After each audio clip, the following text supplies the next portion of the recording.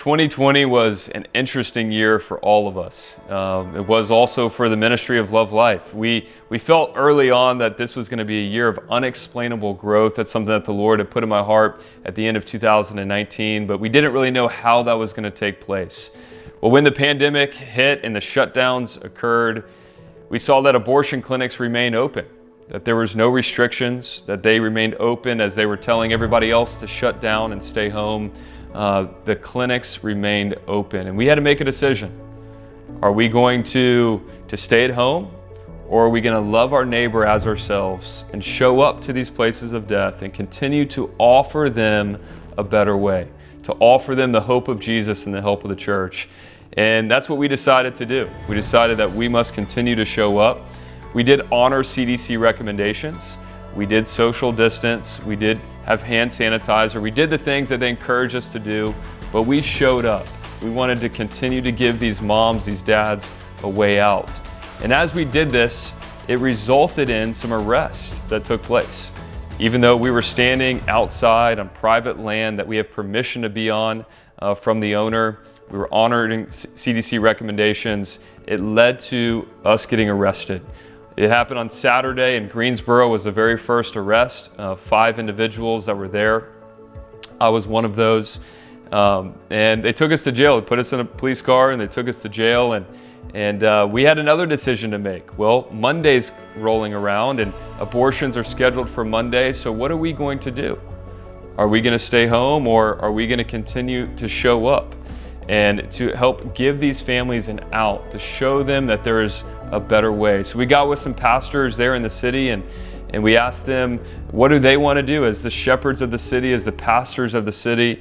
What do they want to do? And there was some bold pastors that said, we must continue to be present. This is our city. These are our neighbors in the ditch, and we want to love our neighbor as ourselves. So Monday rolls around, and these pastors and a handful of our other leaders went back out there to minister to these moms. The mobile unit, the sidewalk team all came out to minister to these moms that day as the abortion clinic remained open with no restrictions, packing 25 to 30 people in to a small building that's only about 1,000 square feet as we're standing outside social distancing.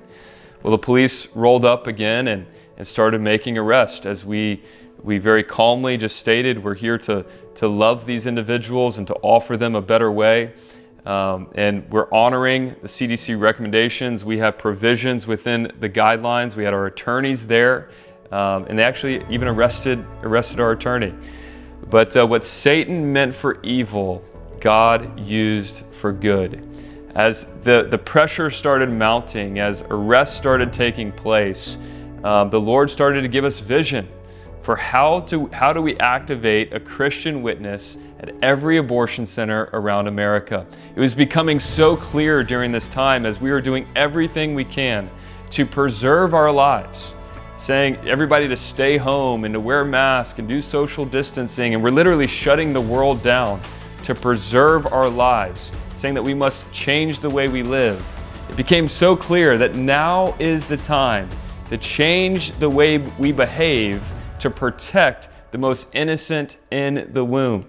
Now is the time. If we are allowing for the innocent children in the womb to continue to be slaughtered during this time, then we must be present. And so through this, the Lord birthed the vision for Love Life Live, which then started calling Christians to mobilize around the nation to their local mission field to give us live updates of what's happening around the nation at your mission field. And then that grew into Love Life America. And so you see this in the book of Acts, chapter 1, verse 8. The call for the church was to be my witnesses in Jerusalem, Judea, Samaria, and to the ends of the earth. Well, the church was not obedient with that call until Acts chapter 8, verse 1. It says, when the persecution came, it caused a scattering. That's when the scattering took place, was when the heat got turned up, when the persecution started happening. And let me tell you, friends, we saw the same thing happen in 2020. As the pressure started mounting, as some intensity came, God scattered the saints to where we went from ministering at 4 abortion clinics to over 20 abortion clinics in 2020. In 2020, when the pandemic hit, we had a decision to make. Are we going to continue to be out there ministering on the sidewalks, or are we going to stay home? And we had a conviction very early on that if abortion clinics remain open as essential, then the Church of Jesus Christ must be there as essential as well, to offer these families a better way. And we saw God move in so many powerful ways through 2020, but I want to tell you this one story. As the Sidewalk team in New York City was out there ministering, reaching out to moms and dads as they were coming in to the Margaret Sanger Center to have an abortion. There was a gentleman there that was just walking by, and our team got to just minister to him, share the gospel with him. Well, this man was a practicing Satanist that we get to meet right at the gates of hell in front of the largest abortion clinic in New York City, and we get to share the gospel with him.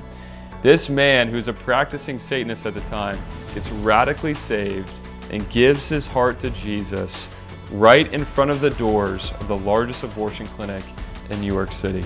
One of my favorite stories just further describes what a great mission field these places are, that we are called to go to share the hope of the gospel and offer the help of the local church.